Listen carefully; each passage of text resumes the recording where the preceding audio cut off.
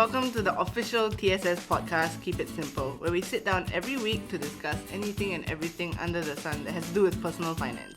And we try to keep it simple, of course. I'm Soap, the content writer for TSS.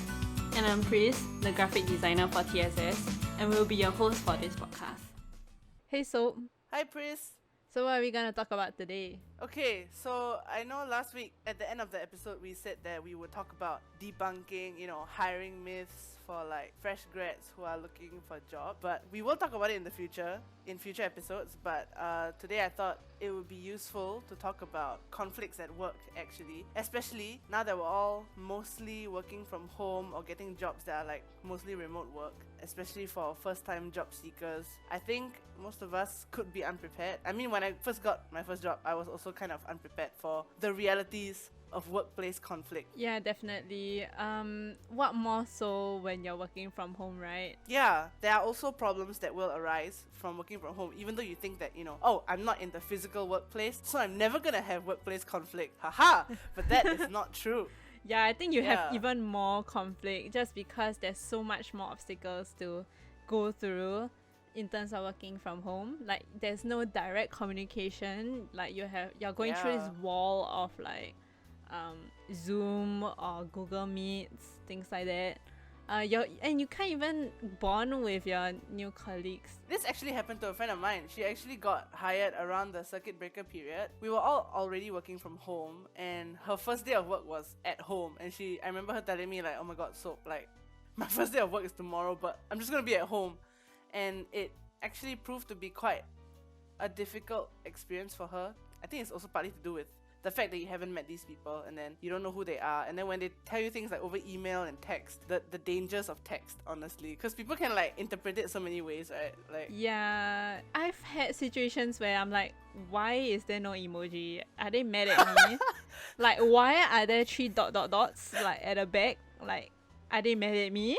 So yeah, that's the thing, right? Workplace conflict will happen whether or not you're at the office physically or if you're working from home. Why does conflict even happen in the workplace in the first place? I guess there's a lot of factors that go into it, right? Firstly, these are just a whole group of new people who have their own history together already as colleagues. So it's inevitable that maybe there could be some personality differences, and there's like unrealistic expectations also. Because when you go into a new job, it's not like you interviewed with every single one of your colleagues, true. right? So they know what your expectations are, you know what their expectations are. Yeah, I think mismatched expectations can also lead to workplace conflict lah. I mean, it could also be that your manager has too high of an expectation and that's like stressing everyone out. I think some other reasons why workplace conflict happens is also maybe in a team setting, if somebody is not pulling their weight, like if they're underperforming, well, then that's it lah. I mean, doesn't it just remind you of like school projects where there's that one freeloader? Yeah, I was about to say, I'm like always the one thinking everything, and then like Exactly. But at work, that's even more like of an issue because everyone's getting paid for the work. It's like all high stakes, right? Yeah, it is pretty, yeah. So then that might lead to, some team members getting frustrated or some people getting very stressed because they're carrying the team basically. So yeah, many reasons why workplace conflict can happen, and it's all because of people, whether it's personality or the amount of work they put in or the amount of work they don't put in, especially in terms of work from home in remote settings. A lot of these conflicts, if they do happen, they're mostly like invisible, right? Because you don't go to the office and then you don't see your colleague's face like, "Hey Bob, you're looking a bit sad today. Was it something Patricia said yesterday to you?" So you can't read these cues, you can't pick up on it. These problems will go unnoticed until suddenly it blows up. And then you're like, what the hell? Yeah. The resentment will like fester, and then like maybe you PM like your other colleagues to like bitch about this other colleague, and then be like, "Oh, do you know what this person did?" and blah blah blah. And then like the situation becomes worse and worse without getting resolved. I mean, let's face it, we've all done this, correct? I didn't do this to you, so I didn't. No, I wasn't even gonna go there, but it could happen at any turn. Yeah, and if you feel like you're the only one in this fight, so to speak, then it's gonna be very draining and exhausting. So that's why earlier this week we actually asked our audience on Instagram about the kind of work troubles and conflicts that they face while they're like remote working. So we have enlisted the help of our friend Evelyn from Decode HR. Okay, so Decode HR is a HR consultancy firm that also shares space with us at Spectrum. Okay, Woo! so yeah. So what will happen is that Evelyn has already written in her responses and advice in advance, so we'll just be reading it out. So there are a few common problems that we've identified, and we're gonna go through them one by one, and yeah. Alright, so let's get into it. So Pris, what's your problem? I mean, what's our first problem? What's my problem? Okay, so our first issue or first problem is a communication problem. Like, surprise, surprise, right? Two IG users actually reached out and said this. They experienced communication breakdown and encountered situations where people were trying to oversimplify communication or decision making over a text message or like PM or like Slack, you know. Understandably, misunderstandings are like definitely bound to happen, and more frequently than when you're not communicating like face to face. Yeah, especially definitely. through text, like what you said, like the tone, the way they text, you know, it can be oversimplified just by being lazy to type it out or something like that. Or like just assuming that the other person knows what the heck you're talking about. It's true. I think it's very important that we give our colleagues context, because not everyone is. I mean, you wish that everyone's on the same page as you, but that's not the case. And sometimes you just have to over communicate just to make things clear for everyone, lor. Yeah, I think over communicating would be better than under communicating. For sure. Yeah, so this is definitely a common problem. So let's give a scenario that we can tackle together. If let's say two colleagues who keep having like communication breakdown and like there's constant like misunderstandings and conflicts over like simple everyday work, like what's your advice for these two colleagues? So the answer to this first problem: text or instant messages can get tricky, and they're probably not the best medium for decision making.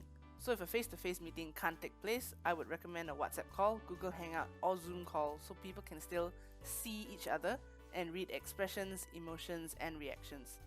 So when people are able to pick up on these adequate signals through body language and facial expressions and tone of voice, it makes a really huge difference. It's also easier to get real, you know, like talk about challenges or obstacles more readily because people feel they're having a two-way dialogue as opposed to just texting. So this really makes all the difference. Another alternative, although less desirable, is to get on a call. That's still way better than just sending text messages.